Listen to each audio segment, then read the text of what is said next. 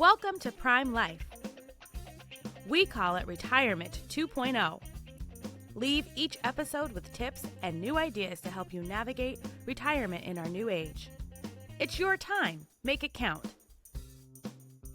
This podcast is for educational purposes only. It is not intended as medical, investment, or financial advice. We do not sponsor or endorse any of the individuals, companies, products, or services featured on this podcast. Any statements or opinions expressed are of the individual who makes them. We hope you enjoy the episode. Hello and welcome back to the latest episode of the Prime Life podcast. This is Laura Dinan-Haber, and I'm so excited to have Mary with me today. Mary, how are you? I am dandy. And the reason I'm so dandy is because I'm here with you and our guest. She's amazing. Yeah, let's not take more time. I'd say jump right in and please introduce our guest. Absolutely. So today on the Prime Life podcast, we have Jaime Diglio. She's a high-performance trainer and coach. She's an author, TEDx speaker, and a mom who has spent the last 20 years in sales and leadership roles as a top 1% performer at companies like Gartner and Microsoft, supporting some of the largest financial services and insurance clients across the globe. Today, she helps clients get into the win room. That's an acronym. She'll talk about that later. Becoming the best version of themselves by measuring what matters. Jaime, welcome to the Prime Life podcast. It's great to have you. Tell our audience a little bit about yourself. Mary, thanks. I've been so excited to do this, to be here. Well, you just shared what I do, but basically, yeah, I help people perform their best. How do I get how to help people to achieve beyond what they've ever thought they could? And how I say that is really, how do you get them in the win room, right? How do you get people in the win room more and more? So I'm just really happy to be here. I think it's the perfect place to start. Tell us, what is the win room? So the win room is the mindset that when we are clear and focused and driven in the direction that we want for ourselves, for our future, to hit our goals. And what WIN stands for is what I need, right? It's where we're clear in our values. It's clear, we're clear on our strengths, the direction that we're going in. And the way I describe this, why am I talking about the win room? Because we all have what I say is two rooms in our head at all times. And on one side, we have what I call our war room. And our war room is where we work against results. That's what WAR stands for. It's where we doubt ourselves. It's where we self-sabotage. It's where we focus on our weaknesses. When you get those, get 50 pieces of feedback, and the one that is really good, and then the one you focus on is the one that was negative, right? So we are naturally, as humans, we are wired to focus on on fear, on the negative. And what happens is that we tend to live there. And so why I focus now on how to get in the win room is because I was stuck in the war room for a long time without even knowing it. And the reason why we live in the war room, right, working against ourselves, literally at war against ourselves, is because most of us have not actually defined what our win is. So we're really, really good at living here, but we are not as good at knowing what we want and what success looks like for us. So this is what we do. This is what I do. This is what my team does when we work with teams, we work with leaders. We help them to get rid of all the stuff that is holding them back and hone into what I call their winning formula, really like that 20% that they need to hold on to that's going to help them achieve success to go in the direction they want to go in. So Jaime, how do you help individuals achieve that shift from the war room to the win room? Well, it first starts with understanding self and understanding yourself. Most people think that they're self-aware. As I mentioned, like I was a top performer. I was really good at what I did, but I was stuck in the war room.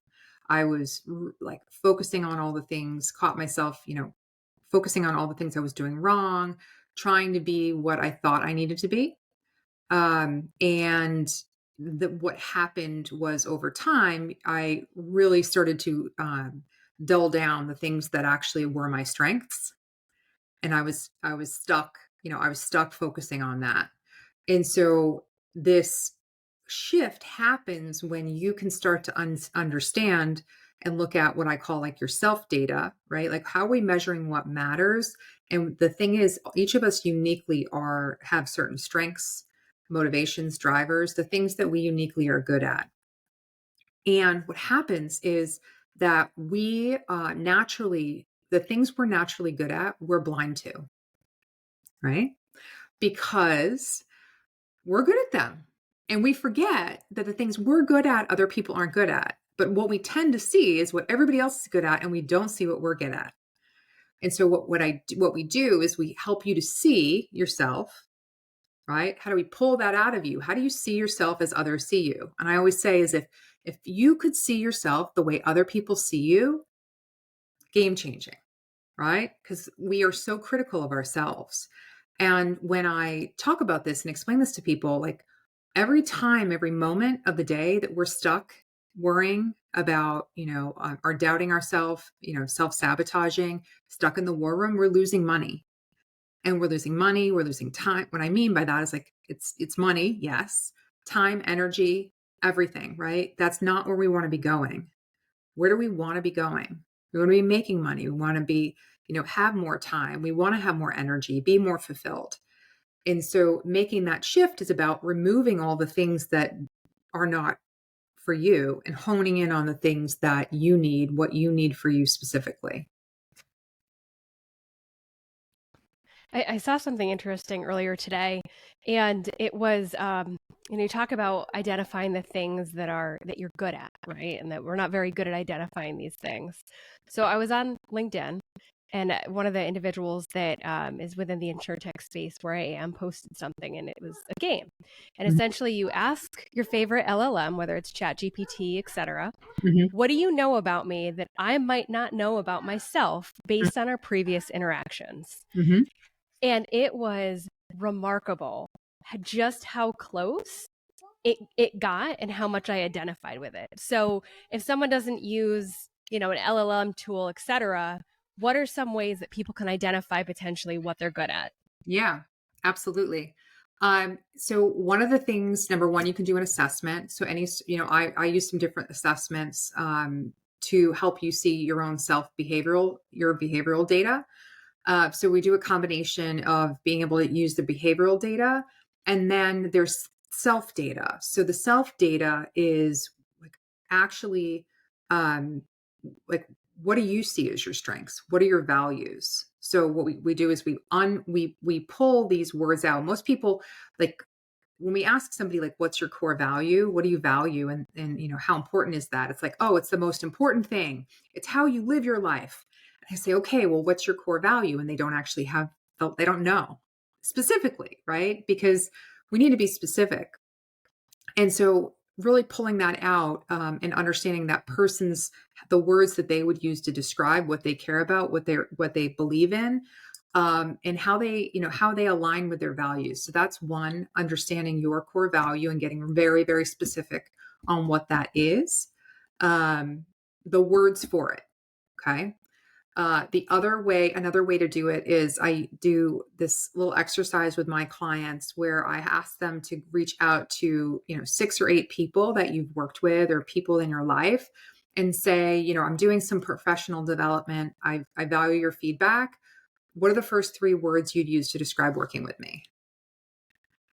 So when you do this, you reach out and then you get all these words back. And obviously it's a little uncomfortable because you're like, oh, what are people going to say?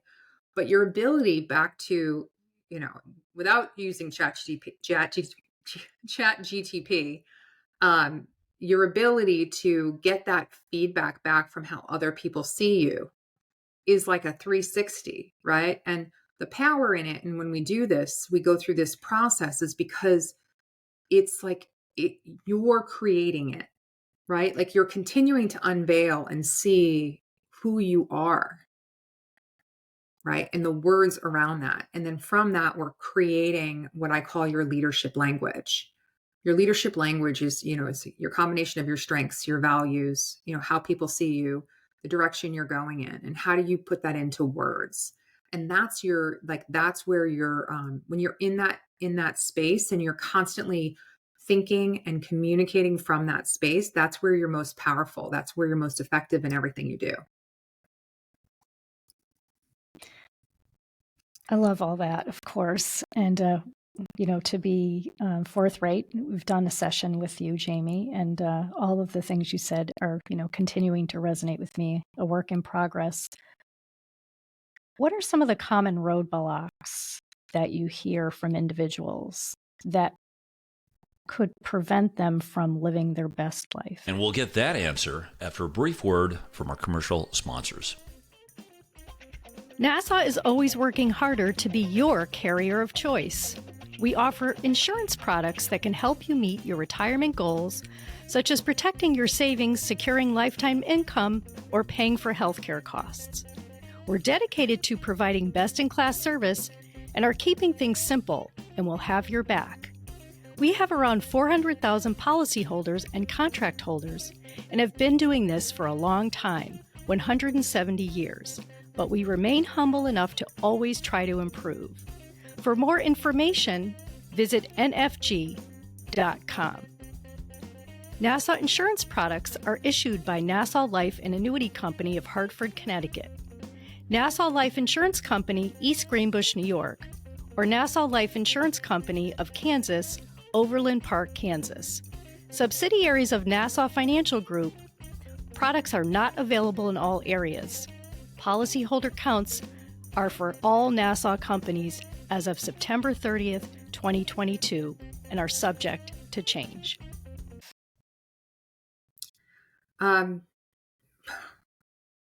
Pretty much, it's often the stories that you tell yourself about what you can't do, and that usually comes from some story way back, maybe that someone told you, that you've decided to believe. And the way I think about it is, it's like all that stuff is behind you, and you're not going in that direction. So we have to learn how to drop the things that are not taking us in the direction we want to go in. And that's one of the hardest things, is people actually don't know. People will tell me I'm dissatisfied. I'm not happy in my career. I'm not happy in like where I'm at. And I'll say, got it. Thank you for sharing. And I will ask, I say, so what would satisfaction be? And do you know what they usually say? I'd love to hear that. They say, I don't know. Yeah. They haven't defined it. And so what, part of the journey is, let's define satisfaction. What is that win room? Let's define it, right? Because if we're not, we're in the war room until we define it. And most haven't defined it. And that's where the challenge is like when we think about, the statistics are, I think it's like 60,000 thoughts a day. Yeah. And 75% of them are negative. Wow. Right? And I'm pretty sure it's 85 or 95% of them are the same thoughts we had the day before. So if you think about that, right? How are we continuing all day in the stories we tell ourselves, and how that can just become a habit? It's a pattern, right? If you're unaware. And so breaking people from that and helping them to see how others see them, and then tying that to their vision, their goal, whatever that is, personally, professionally, and giving them that direction. Because otherwise we just get stuck over here. And a big part of the problem as well is just, again, we see everybody's highlight reel. This is a challenge today. We see everybody else's, edited version of their life. And our story we tell ourselves is their life is perfect. They're doing all these things. I'm not doing these things. And so it naturally makes us go, oh, I need to do this, this, this, and this. Then we get overwhelmed, where we find ourselves, we wake up one day and we see that we've got ourselves committed to all these things. And we're like, why? Because we think that that's what success is. So we're chasing all these things that are not really what we really want. We haven't really done the work to figure out how do we define our own path. So that's part of that work. How do we drop and stop committing to all these things that aren't for us, and then get real with ourselves, get real with what we want, not worrying about what everybody else is doing. What do we want to do? Once you get to that space, the confidence and clarity you have in that, that's where you really, you're in the win room, your velocity and the things you're doing, you're not as worried about everybody else. You're just, you're worried about you and how do you live your best life, and, support the people that you care about, and do it with what I call your real AI, your aim and your intention, right? So your aim and your intention in everything that you do. There's a lot of intention in the decisions that you're making. Is there a magic formula of sorts to help get there, right? So if people can't identify it and they don't know what they're looking for, but they need to, in order to get to the win room, they need to identify it. How could you give us an example of how you work with somebody to get them, at least on the beginning of the journey, to get to that space? Sure. Well, the first thing is we first start with values, right? What do we care about? How do we, like I said, how do we understand ourselves? That is the first step. Awareness, right? Awareness, understanding, like, okay, this is where I am right now. Most people are completely unaware, right? 85% of people think that they are self-aware. And do you know what the percentage of actual people who are self-aware are? 4. 25%? It's actually 15%. Okay. Wow. So when I work with people, I explain to them as like, because people will talk about self-awareness and think it's such a squishy word. Oh, self-awareness, right? No, having self-awareness is a competitive advantage. You want to have a competitive advantage, right? It all starts here. And it starts with your understanding of yourself, who you are, how you show up in every moment of the day. And so helping someone to see themselves first, right? That starts with values. What do I care for? What do I care about deeply? How do I put language around that? So that's where we start, in really grounding them in who they are. This is work, like everything I do with people, like this is not taught. This should be taught. It should be taught early on in life. It is not taught. So what happens is we end up like going, till we're like 30, 40, 50. And then we're like, we don't know how we got here. And we're like, I'm so misaligned with who I want to be. So the first start really is anchoring in values. It's a very powerful, and how you can constantly, everything you're doing, does this align? Does this not align? How do I make decisions aligned to that? Then the next step is understanding your strengths. What are the things you're naturally good at? What are the things you're not good at? We tend to, like I said, focus on the things we're not good at. And that's a lot of how we're trained is, I'm going to take the things I'm good at and put them over here. And I'm going to focus on those things I'm not good at. That doesn't work.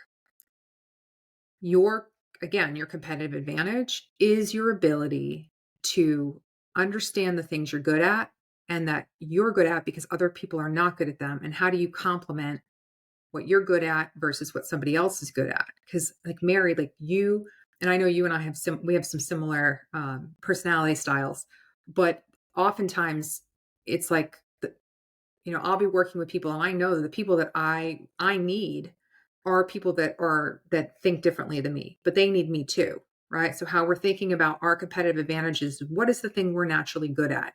And getting super clear in that. Again, helping people to stop apologizing for what they're not, and then celebrating who they are, right? And that is just a complete different shift in how most people are showing up and living their life every single day. So the more we hone in on this and go in this direction, values, strengths, and again, how we then can understand others. So once we understand who we are, how do we then understand others? We only naturally think like 25% of people. Okay. Some people go, what? I thought everybody thought like me. Like, no, they don't. Have you ever gone in like somebody's, go into somebody's like computer files? Right? You ever done that? And you're like, what? On earth? Who ever organized this, their life like this? Right. Right? Yeah. Well, somebody else they would do it differently because they're wired differently. And so our ability to understand ourselves, but then be able to understand others, right, allows us to be very clear in how, in who we are, but then also celebrating people, for their differences. So then it's not just how you're showing up as yourself, but it's like your interactions. So to your question is like, how are you then practicing this? Like, how are you integrating your values, the things you care about, in the conversations you're in? So you're using your language to continue to be consistent in how you show up. And so that's how people hear you differently, right? So many people will say, I don't feel heard. What I say doesn't matter. And part of the reason is because they don't even know, they're not even clear about what they're saying. And so they're feeling not heard, but it's coming, from their own, insecurity of who maybe they feel like they're not. So we're starting to start there of like building up their strength and their confidence and clarity in who they are.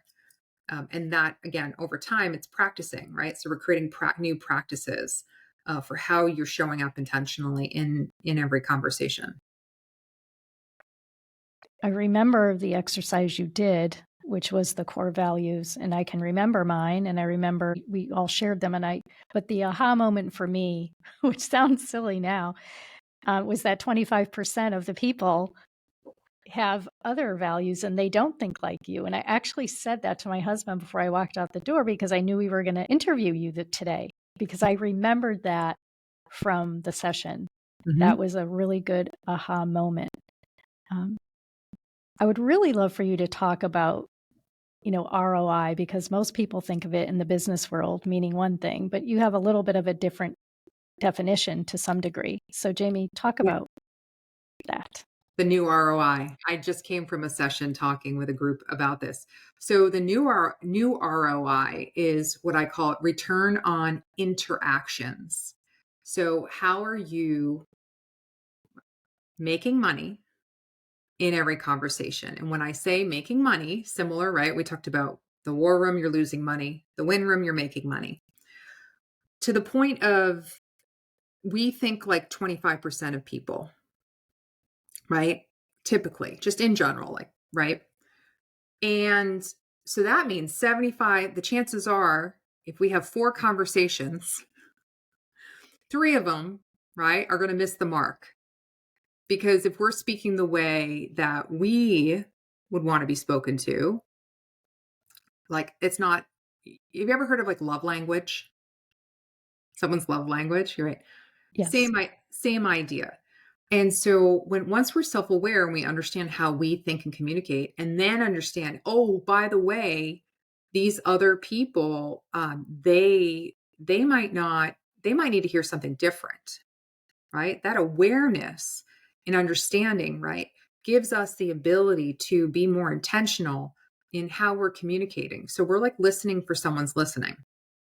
So the idea around the interactions, the same way of like, how do you want to build your brand, or how do you want to make sure that you're heard, right? You have to change the way you're communicating so that it's less predictable, more memorable. And everybody pretty much talks usually the way they want to be spoken to. But what we talk about with the return on interactions, it's not the golden rule. You guys are familiar with the golden rule, which is treat others as you would want to be treated. We think more about the platinum rule. Platinum rule. Yeah, the platinum rule. And the platinum rule is treat others as they would want to be treated. And so there's a whole framework, and I don't know, get into it, but basically an understanding of how you can anticipate what that love language of that individual in the interaction is, right? Do they like to move fast? Do they like big ideas? Are they, and even the listeners right now, it's like, oh, big ideas, get to the point. Where are you going, right? Like, what's the bottom line? How am I going to make money with this? Right? How do I get results for this? What are your steps, Jaime? So like Laura, like even just your question, like I would guess you're more of a focused person because you're asking like, what are the steps to do this? I want to understand clearly, what are the steps? How do we communicate? How do I get to the win room? Give me the steps. And I get that question a lot. And then the other people are more what I call feel people. So these are your people who are very much about how do we all feel connected, and they lean in there first. So if you're someone who is a bottom line facts person, if I'm communicating like just get to the bottom line, but I'm talking to someone, and Mary, if I remember, like you're kind of in the feel fast. Yeah. Yes, So that's I'm a correct. bottom line, like let's just get it done. And I'm talking to Mary and I want her to, do something. And I'm just like, go do it, get the thing. And like, she would be like, right. It would just it would miss the mark because I'm not giving her what she needs. She needs to be assured that, okay, are we on the same page? Do we have a shared goal? Right. And so understanding different people's interactions and how they lead from is a competitive advantage. Right. And you can't do this. You can't do this if it doesn't start with self-awareness. Right. So how do you make a connection? How do you build trust? How do you, everybody talks, how do you build a brand? How do you build a culture? Everyone talks about this. The bottom line, when I work with teams, with organizations, and I ask people, what's the number one thing you want support with? And I ask individuals, and it's the number one thing is communication skills. I ask leaders, what's the number one thing you want your teams to be better at? The answer? Communication skills. Everybody's talking, but nobody's listening. And so this is a technique to be able to maximize your interactions so that you can like say less, but achieve more. Make sense? Yeah. Yeah. Yes, it makes total sense. And I just want to chime in here. Today I was at a meeting and I was thinking a lot about this again because I knew we were going to be chatting later today. But I also recognized that the individual that was in the meeting who was talking quite a bit, I was kind of observing because it was over Zoom. I was watching others and what their reactions are. And I know I've been trying to do that more when I'm speaking to look at others. Like it's not as easy through Zoom. It's a little bit easier when you're face to face with people because then you can take in all of the body language. Mm-hmm. But I find that fascinating.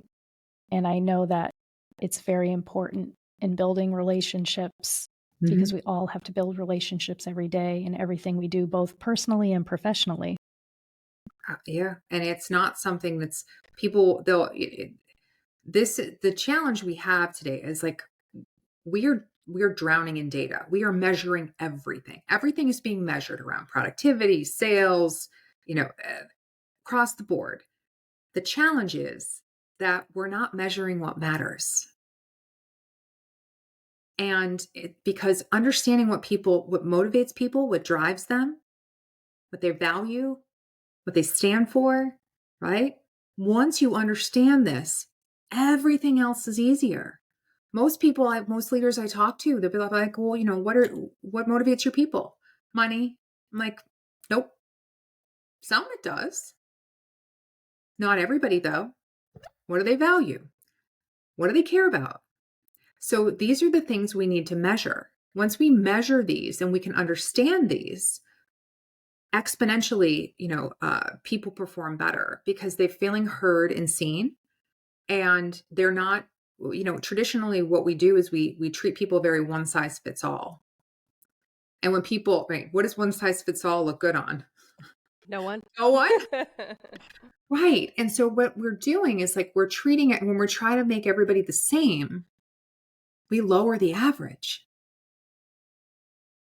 Not just in their performance, but they're in their willingness to want to be there. What makes, what drives you?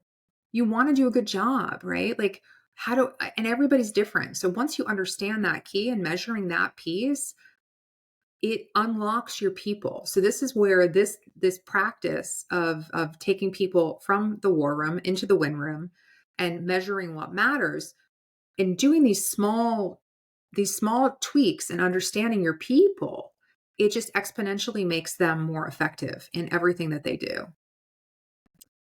So I'm curious, just because there's a lot of talk, right? And I brought it up earlier.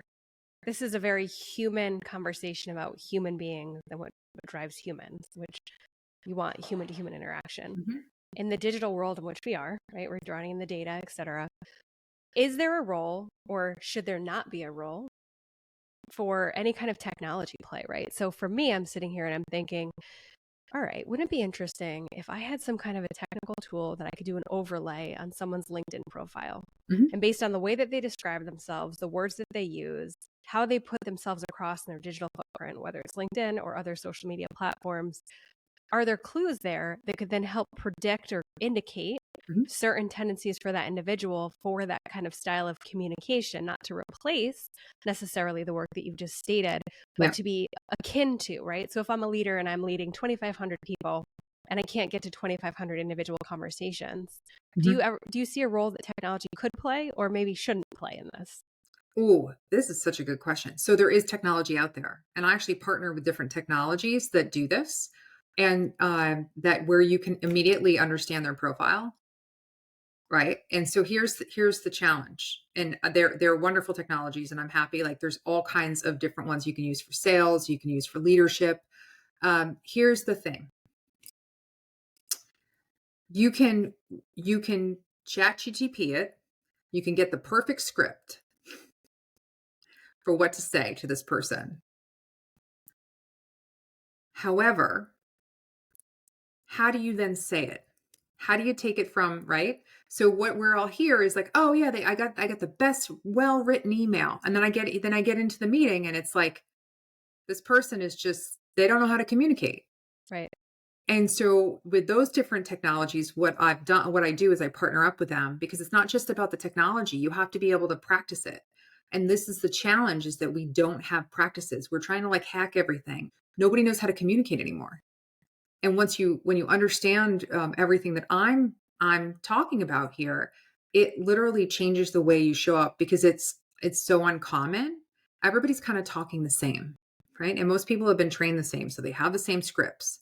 I work with a lot of like sales teams and sales leaders, and I always say, it's like, I'm not trying to replace your sales training. However, how many people have been trained in your training methodology? Millions. So your people are predictable, but they're not memorable.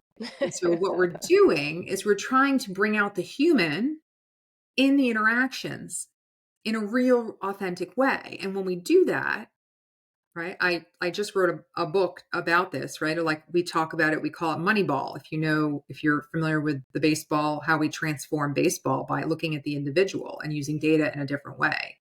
So that's what we're doing, right? Like we're really trying to hone in and create something that's memorable and different so that people go, oh, wow, that was a good conversation. I just talked to Mary.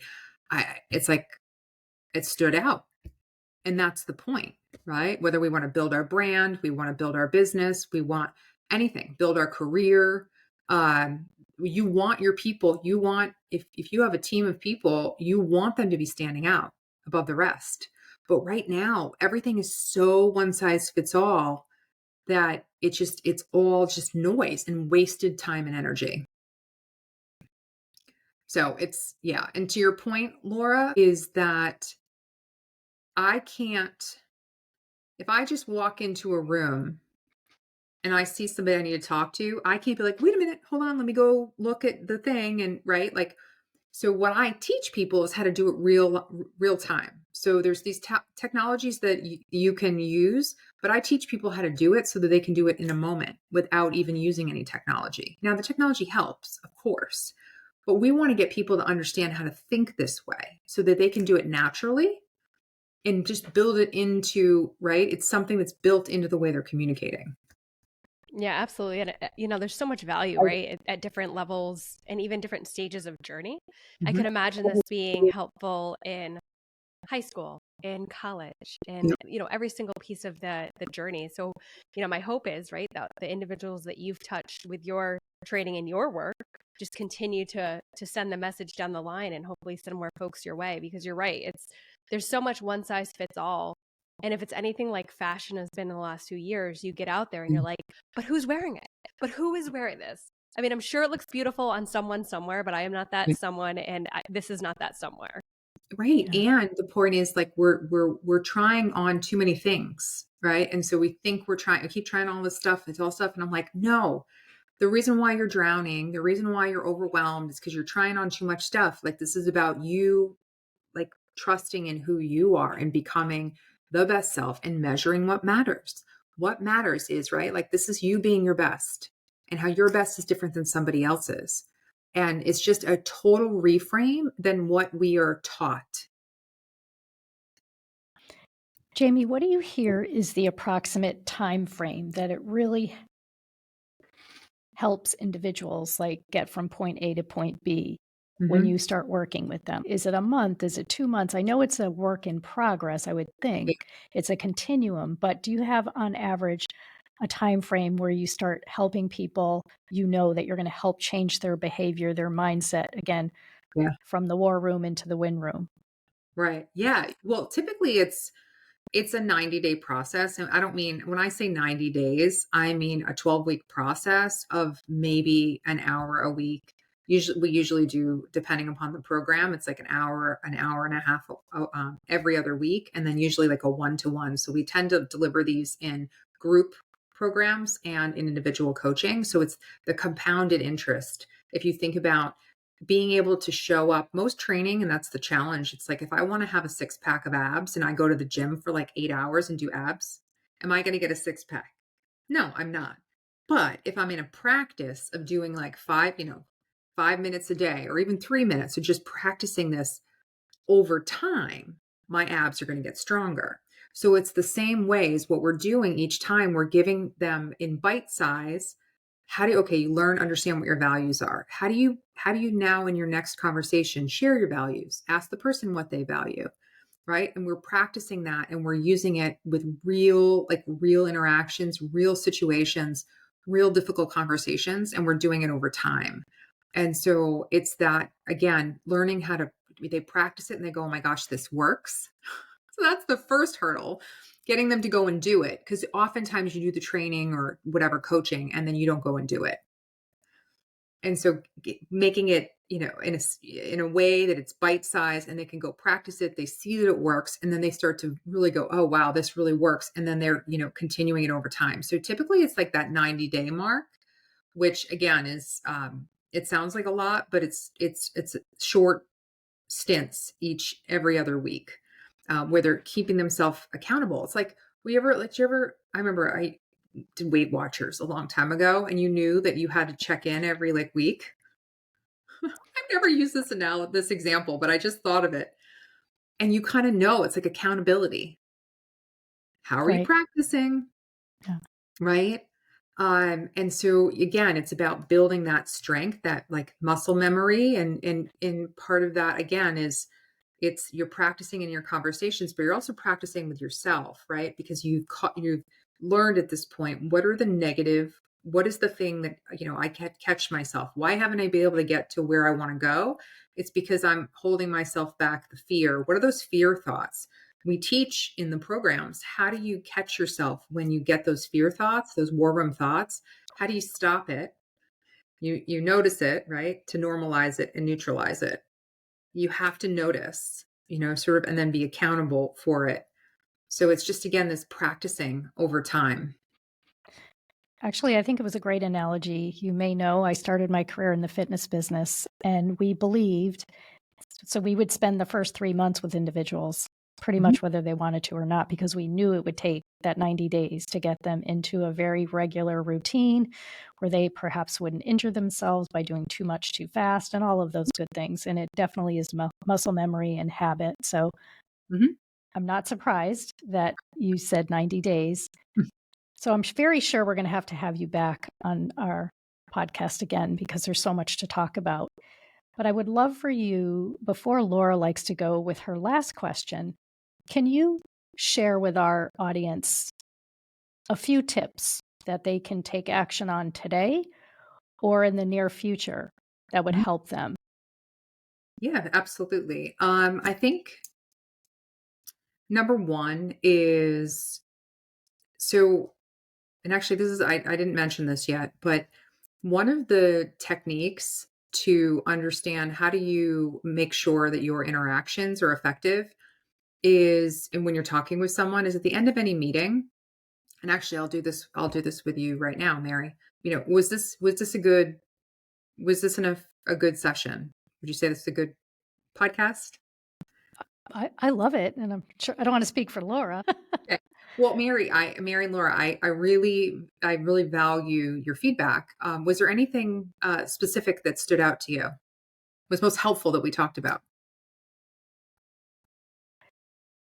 I'm going to say many things, but again, I think going back for me, it's the self-awareness, which sounds so basic. And once you understand that and how you show up, how others see you, how you want to be seen. Laura, you like to say that a lot about being seen, right? I like how you use that term.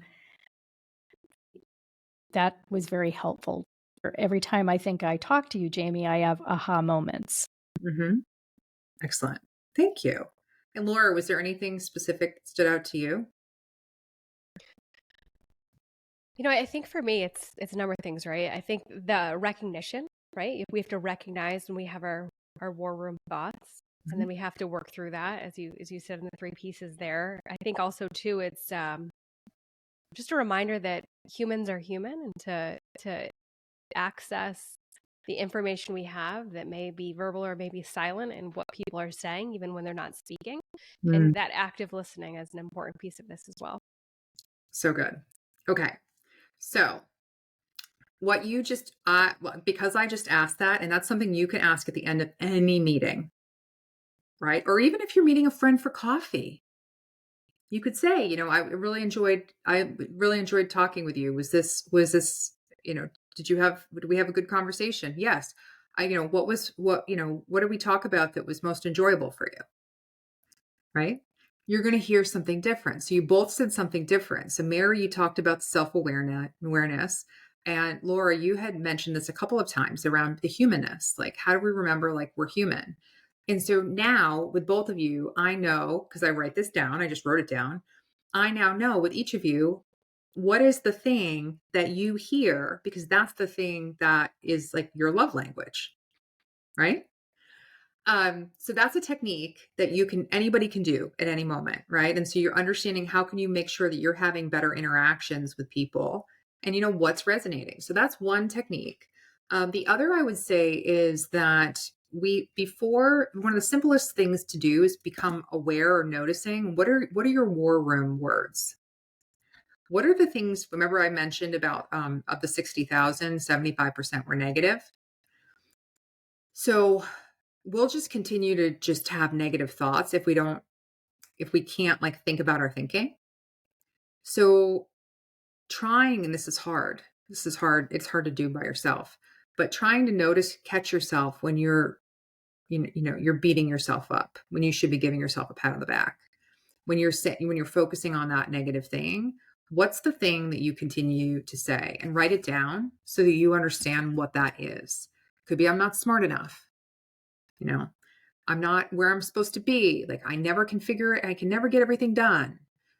And so writing that down, those are your war words that you have there. So knowing that that's now number one, like most of that is baloney. It's not real, but you'll keep it in your head and you'll think it, because that's just you're on autopilot. So writing that down and then writing down what your win words are. What do I need? Like, where does the direction I want to go in? What am I good at? If you don't know what you're good at, do the little exercise. You can do the little exercise, reach out to, a bunch of friends and say, hey, what are the first three words you'd use, that you think I'm good at? What are the first three things you think I'm good at? Or ask your coworkers, what are the words you'd use to describe me? So understanding and getting that, like those positive pinches, right? Like understanding the words of how people see you is so powerful. It's very hard for us to see on our own. So you have to get the both so that once you get them, now you have your war words, the things that you tell yourself that are holding you back. So then you can catch yourself, right? Normalizing the fear, right? And then how do you flip it? Nope, that's taking me in the wrong direction. I'm going over here. I'm choosing to drop it and switch it. So that's another technique. You got to define it. Another one that I just was thinking of is when somebody's coming at you with negative energy. Again, nobody can make you feel a certain way, despite popular belief. It's your choice to take on that feeling from someone. So if you have somebody that has negative energy, it can be very easy, especially for people that are, a lot of empathy and they can just like their feelers, is to do this. Got it. I'm sorry you're having a bad day. Right. But you see how I just did that? Because we have to have boundaries around protecting our space. It doesn't matter who it is, right? It's like that's their own thing. If we take it on, we're just going to keep getting buried by other people's negativity. And back to measuring what matters, right? We need to hone in on what we're doing and what we can control. We can't control what other people, their thoughts, their feelings, their behaviors, that's theirs. It doesn't matter how much we try, we can't. So we have to focus on measuring what matters, and that's what matters to us, and being clear in that direction and not letting anybody else to poison our space. So this actual movement of going like this is very effective because you're lifting it off. And I one final thing I would say is, prioritizing quality over quantity. Yeah. Right.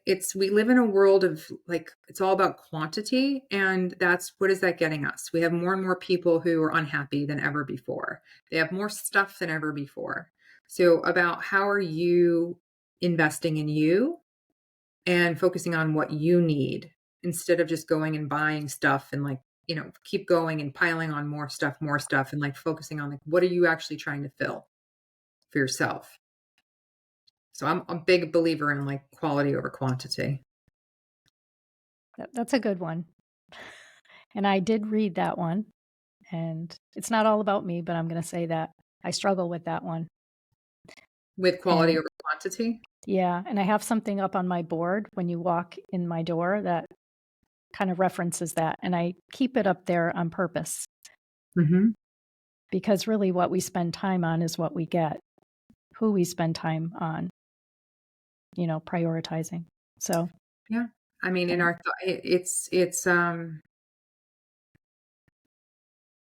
our thoughts are so powerful. There's not enough focused on this, but like what we think about, we become. And so how are we learning to talk to ourselves and speak into our future instead of listening to ourselves? And so again, that's a practice. It's not easy. It's simple, but it's not easy. And it's making a decision every moment of the day. Which direction do I want to go in? Right. And so getting that clarity also reduces the quantity. People are feeling very heavy because they're taking on too much stuff because they're not clear. So this is about, it's like when you clean out your closets, how good do you feel when you get rid of a bunch of stuff? The same thing. That's what people tell me when they go through the program. It's like a 20-pound weight came off of them. They look better. They feel better. Like they look younger. Why? Because they're measuring what matters. They're focusing on their growth and their direction, and they're not worrying about everybody else's, stuff. I love that. And, we've talked a lot about how you help others. And there's so many takeaways to Mary's point. We'll have to get you back on to dive deeper on some of this. But one thing that I love to understand from our guests is, Jaime, what is your why? You've had a very successful, I'll say past, but you're very much in the prime of what's to come. So why do you do this? Why is this your focus? Why are you focusing on this for yourself? This is very personal. This program, everything that I do is because it was what I needed. It was what I needed that I wasn't getting. I was a leader in corporate, and I did a TED talk about this, but I had a burnout moment where I was like on the top of my game. I was winning on the outside, but I was empty on the inside. And how that actually, what ended up happening was I actually lost feeling in my legs. And it was a wake up call for me. I had 2 young kids, and thinking that something, really wrong with me, and finding out that it was actually a stress response in my body because I was holding on to, I was in the war room. And this acknowledgement that, wait a minute, like how I was operating every single day, I was unaware that how much stress I was putting on myself, and I didn't have the tools to manage here. And so I had never been like, nobody taught that to me. How do you manage your mindset? Everything starts here. And so I'm so passionate about it because when this happened to me, I really suffered in silence because this was back like almost 10 years ago now, which is crazy. But I didn't talk about it. I didn't feel safe to talk about it. I didn't want anybody to think that I was broken, right? I was like, I got to figure my way out of this. I have to figure out, how do I move forward in my career? And I realized that my way out of it was because I was in in an environment that was trying to make me like the same as everybody else. And it was trapping me. And so what I realized was that once I could figure out how to bring back who I was at my core, everything changed. The feeling came back. It was like literally, because I felt like I had been, cut off at the knees, but I had to learn how to build my foundation up again of who I was. I was completely lost. And I see so many people the same way. And why it matters is because, again, like until I started sharing my story, I didn't really know everybody else was experiencing this, but I saw that once I leaned into who I was and I started to lean into working with my teams at the time, having them bring out the best in them and doing these practices, which I'm talking to you about now, they got better. They came back to life. They become more memorable, not as predictable. Results went up. The team effectiveness went up. And so this isn't just a personal, yes, it works for individuals, but it works for teams. So why it's like bring people back to their best self. It's like a reset, a reframe. I'm so passionate about it because it works. And because this is like it's like homemade, meaning like I've figured this all out through testing it and practicing it with thousands and thousands of people over time. And I just feel like so many people are lost and adrift and stuck in the war room. And we want to bring people back to life, feel seen and heard and valued, and have a goal and feel lit up about the direction that they're in and the work that they're doing. And it's like, it's all there. It's just uncovering the you and measuring what matters, right? So that's you can tell my passion of it because this is like, it's real. Like this is all, this isn't theory. Right? I'm not a theorist. I'm a realist. This is all real stuff and working through real problems that real people have and helping them to continue to reframe how they're thinking all the time. And then, just, if I can help one person to, think differently about their thinking and it helps them to get their life back, bring them back to their, to their best self. There we go. I love that. And if listeners clearly want to know more about your program and how to best get in touch with you and learn more, how can they do that? I would say the most effective is LinkedIn. Look me up on LinkedIn. You can see who I know that you know, and yeah, you can message me there. I have a website too. I know you guys will put that in there, but yeah, LinkedIn is great. That's awesome. Mary, final thoughts before we close out today's episode? Final thoughts.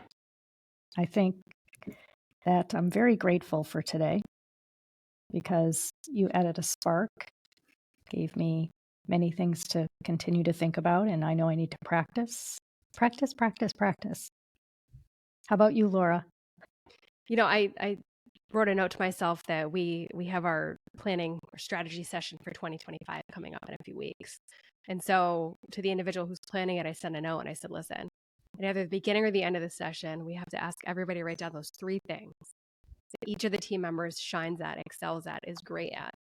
No verbalization, no reading out loud, no sharing, but at least to have those people either come with or leave with such a positive sentiment, I think is going to be wildly powerful. And then, my other thing is I'm going to go grab your book and read it because I'm super interested. I've gone through this session, but I want to know more. And you've picked up super focused person. It's like, want to know the things. How can we get it done? What are we going to do? Right. So I'm just, to echo Mary, it's been an energizing conversation, one where you kind of speed up and slow down all at the same time. And you're like, oh, sugar, never thought about that. Or I knew it all along. So I thank you for that. Oh, I love that. And I would say, because if you have your offsite coming up too, you want people to write down what motivates them. Have them write down. And this little exercise you can do is you take I have a card. Take an index card and give each person an index card and have them write their name on the back of it. And then if you have time, what you want everybody to do is go around the room and have everybody put one thing they value or they appreciate about each person and put it on the index card. Oh, nice. And so at the end, each person has an index card with all these, positive pinches around what people appreciate about them. So that's a very effective way to have your win words, what I call your win words, right in front of you. I love that. So thank you again for joining us on this special episode of the Prime Life podcast. We will put all of the things in the show notes to link out so people can engage with you and learn more. Again, Jaime, thank you. Mary, thank you. And until next week for another episode of the Prime Life podcast. Thank you. So great talking with you both. Remember to subscribe to the Prime Life podcast anywhere you find podcasts. You can find all of our episodes, contact information, and more on our website, primelifepodcast.com. Stay connected with us. Follow us on LinkedIn, Instagram, Facebook, and TikTok.